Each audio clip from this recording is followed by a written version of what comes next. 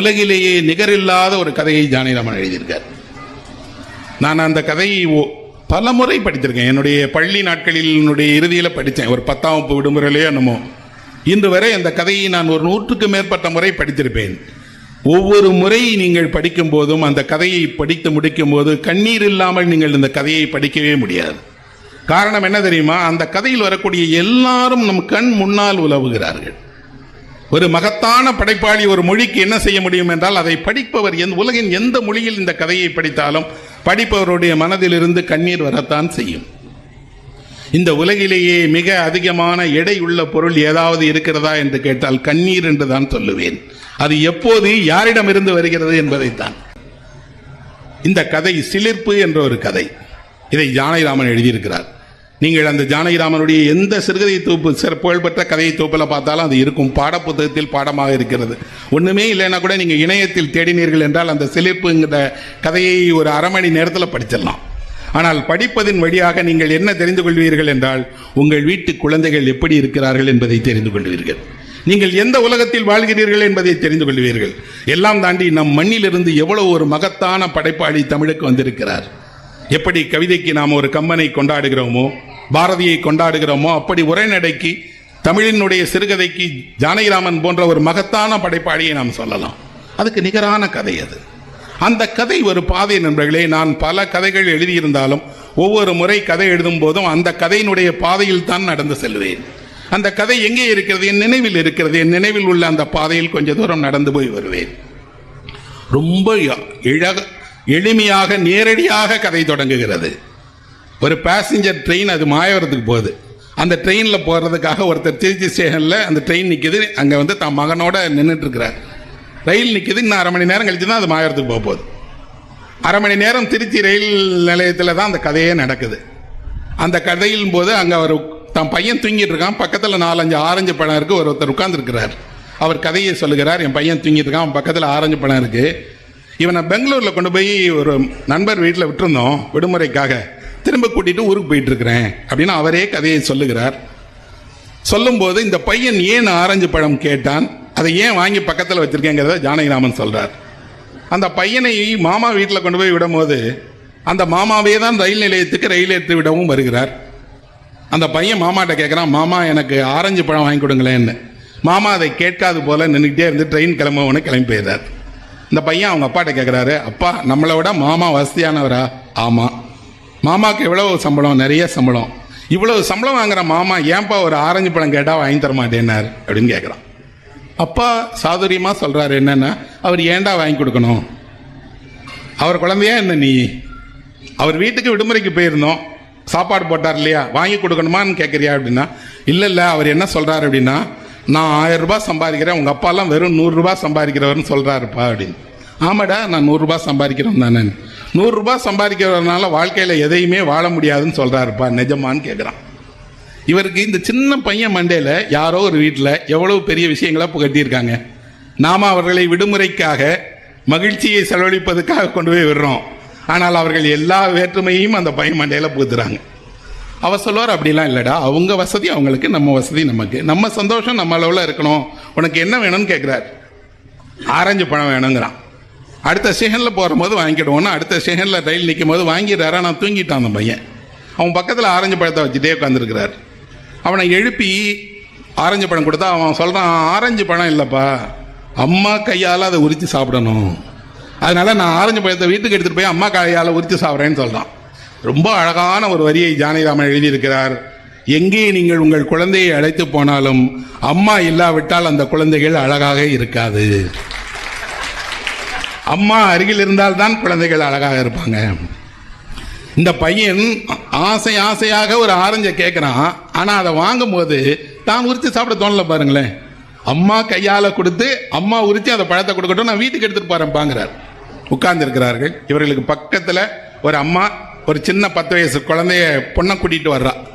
பக்கத்தில் உட்காந்துக்கலாமான்னு கேட்குறா. உட்காந்துக்கோங்களேங்கிறார்.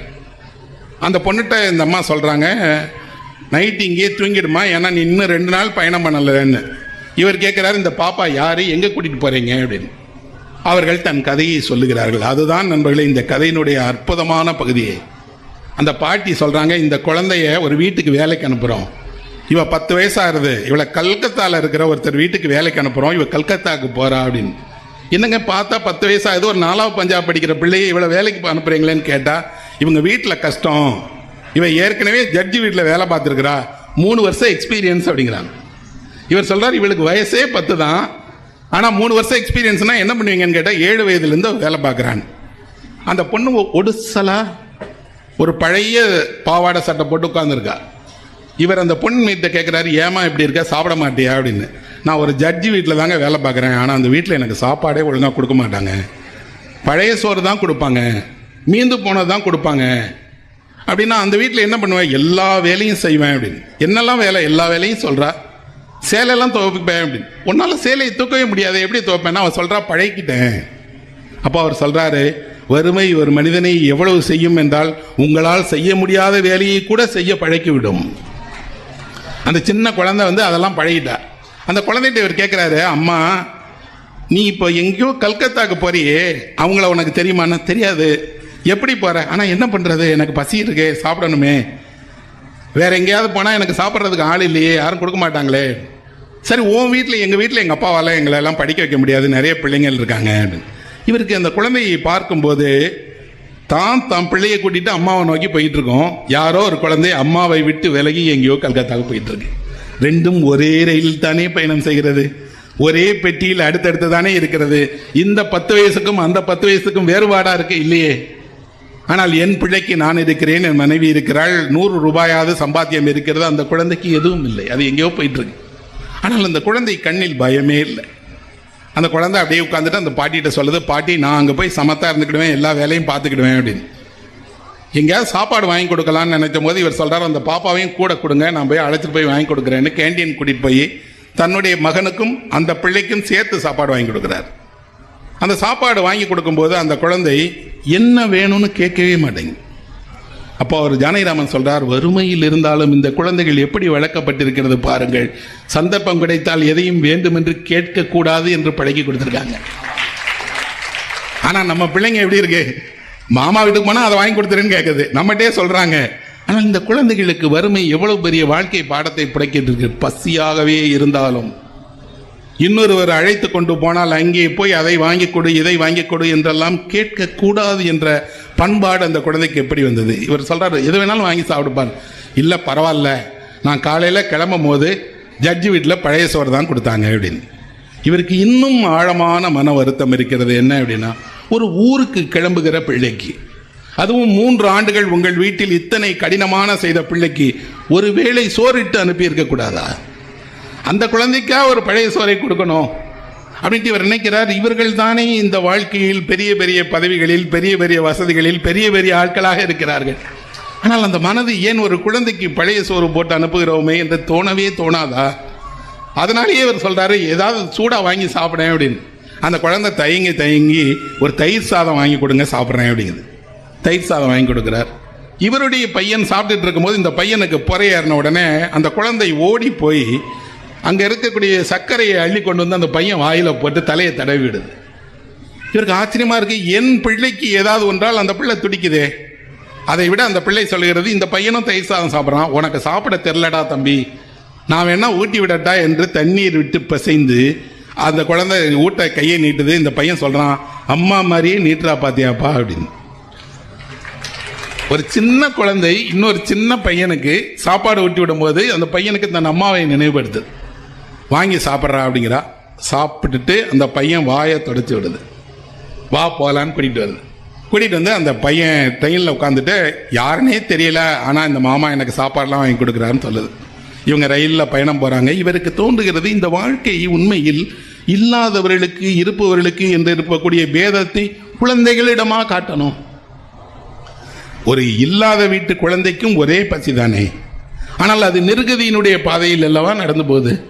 யாருன்னே தெரியாது, எங்கே போகிறோன்னே தெரியாது, எப்படி இருப்போன்னே தெரியாது. ஆனால் அந்த பாதையில் தனியே நடக்கக்கூடிய சின்னஞ்சிறு சிறுவர்கள், பெண்கள், அவர்கள் வாழ்க்கையில் என்னன்னே தெரியாத ஒரு இருட்டு பாதையில் அல்லவா போயிட்டு இருக்கிறாங்க.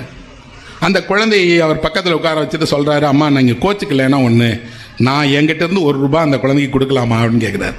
நீங்கள் ஏன் சார் கொடுக்குறீங்க, நீங்கள் ரயிலில் என் கூட வந்த பயணி தானே? ஒன்று இல்லைம்மா, நீங்களும் அந்த குழந்தையை யாரோ கொண்டு போய் விடத்தானே போடுறீங்க. என்னால் ஆனால் ₹1 காசு கொடுக்குறேனேன்னு கொடுத்துட்டு இவர் சொல்கிறாரு, நிறைய கொடுக்கணும்னு மனசு இருக்குது, ஆனால் எனக்கு அவ்வளோ சம்பாத்தியம் இல்லையே. அதுதான் நண்பர்களே, உண்மையில் கொடுக்க மனதிருக்கக்கூடிய உங்களிடம் பணம் இல்லை இருந்தால் தூக்கி அப்படி குழந்தையை கொடுத்துடலாம்.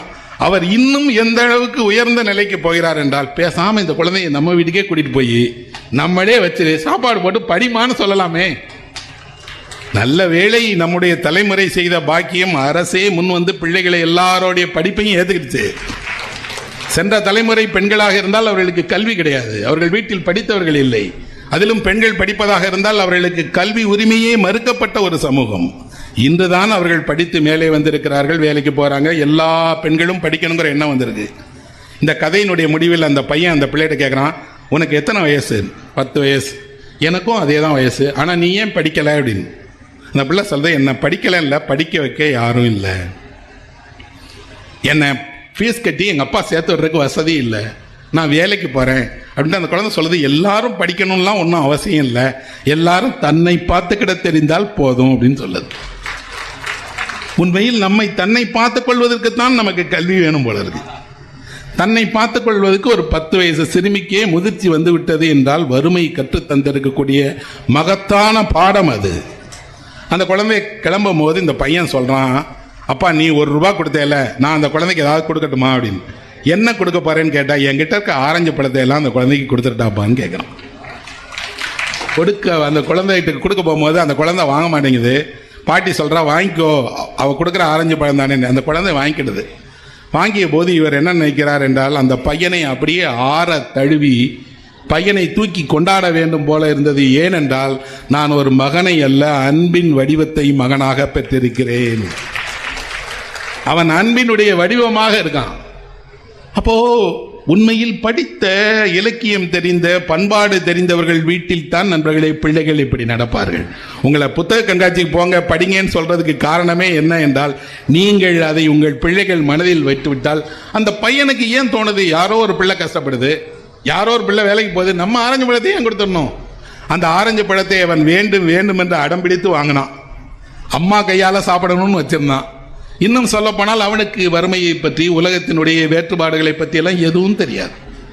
ஆனால் அந்த மனதை கூட ஒரு காட்சி ஒதுக்கி விடுகிறது. அந்த மனதில் கூட நல்லெண்ணங்கள் இருக்கிறது என்றால், அந்த நல்ல எண்ணம் உங்கள் பிள்ளைகளுக்கு எப்படி உருவாகும் என்றால், அது இலக்கியம் கற்பதின் வழியாக, புத்தகம் கற்பதின் வழியாக, நல்ல எண்ணங்களை உங்கள் பிள்ளைகளுடைய மனதில் நீங்கள் உருவாக்குவதன் வழியாகத்தான் வரும். இந்த கதையில் வரக்கூடிய அந்த குழந்தை கடைசியில் ரயிலில் இருந்து அவங்க போகிறாங்க, இவங்க ஊருக்கு ரயிலில் போகிறாங்க, இறங்கிறாங்க, கதை முடிந்து விடுகிறது. ஆனால் படித்த என் மனதிலிருந்து அந்த பிள்ளை போய்கிட்டே இருக்கிற முடிவே இல்லை. உண்மையில் அந்த கதையில் இருக்கக்கூடிய ஒரு சிறுமி வளர்ந்திருந்தால் இன்று நம்ம வயதில் இருக்கக்கூடிய பெண்ணாக இருப்பாள். ஆனால் அந்த பெண் இந்த உலகத்தில் தன்னை யாரும் எழுதியிருப்பார்களா, தன் வாழ்க்கை யாருக்காவது தெரியுமா என்று பார்த்தால் உண்மையில் தெரியும். யாருக்கு தெரியும் தெரியுமா? ஜானகிராமனை போல ஒரு எழுத்தாளனுக்கு தெரியும், ஒரு படைப்பாளிக்கு தெரியும். அவர் வீட்டு பிள்ளை அல்ல கஷ்டப்பட்டது. ஆனால் உலகில் யாரோ ஒருவருக்கு அநீதி நடக்கும் போது, உலகில் யாரோ ஒருவர் துயரப்படும் போது, உலகம் வறுமையால் ஒருவரை வாட செய்யும் போது, அவர்கள் பக்கம் எவர் நிற்கிறாரோ அவர்தான் எழுத்தாளர்.